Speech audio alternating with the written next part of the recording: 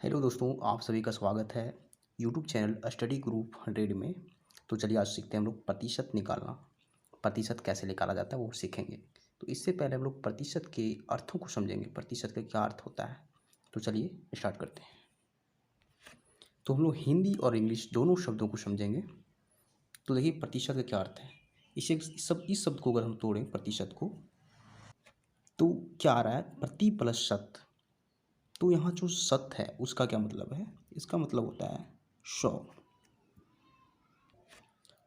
और इस प्रति का मतलब होता है प्रत्येक। यानी कि इस टोटल शब्द को अगर तोड़ें तो क्या हो जाएगा, प्रत्येक 100 में से। तो मतलब क्या निकल रहा है, प्रत्येक 100 में से। तो इसका क्या अर्थ है, अगर हम लोग 100 में से 25 की बात करें, कैसे, 100 में से 25, तो यहाँ 25 लिखेंगे। तो इसका जो मतलब निकलता है वो क्या निकलता है, 25%। प्रतिशत का साइन ऐसा होता है, हम लोग प्रतिशत को साइन को यहाँ लिखेंगे। अगर हम लोग 100 में से 15 की बात करें, तो इसका क्या मतलब है, 15%। इसी प्रकार परसेंट का क्या मीनिंग होता है, परसेंट मतलब होता है, इसका मतलब होता है परसेंट मतलब 100 होता है। क्योंकि जब कोई प्लेयर सेंचुरी मारता है, तो सेंचुरी जो शब्द बना हुआ है सेंचुरी, वो सेंट से बना हुआ है, SCNT से, जिसका मतलब 100 होता है।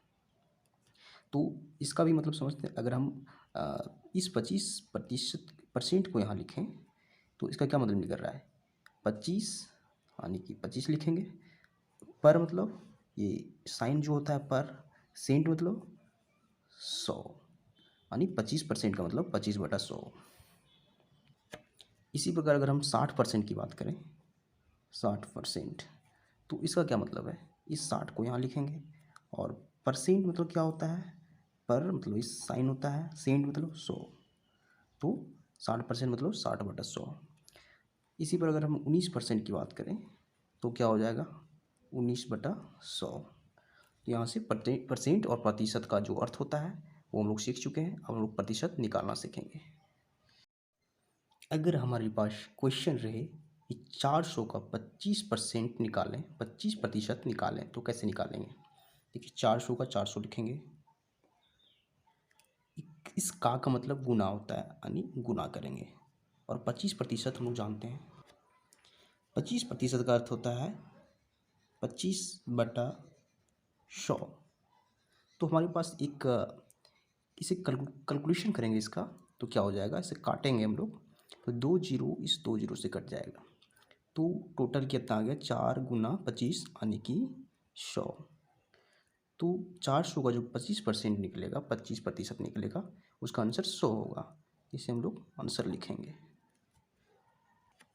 अगर हमारे पास क्वेश्चन रहे कि 600 का 15% निकालिए, तो क्या हो जाएगा, इस 600 को हम लोग 600 लिखेंगे।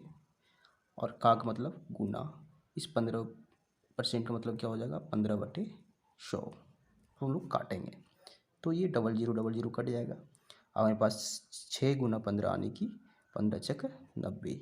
ये हमारा आंसर हो गया, यानी कि 100 का 15% 90 होता है। तो प्रतिशत कैसे निकाला जाता है, ये कॉन्सेप्ट क्लियर होता है। वीडियो पसंद आता है तो चैनल को सब्सक्राइब जरूर करें, एंड दोस्तों के साथ वीडियो को शेयर करें, एंड लाइक एंड कमेंट करें। Thank you.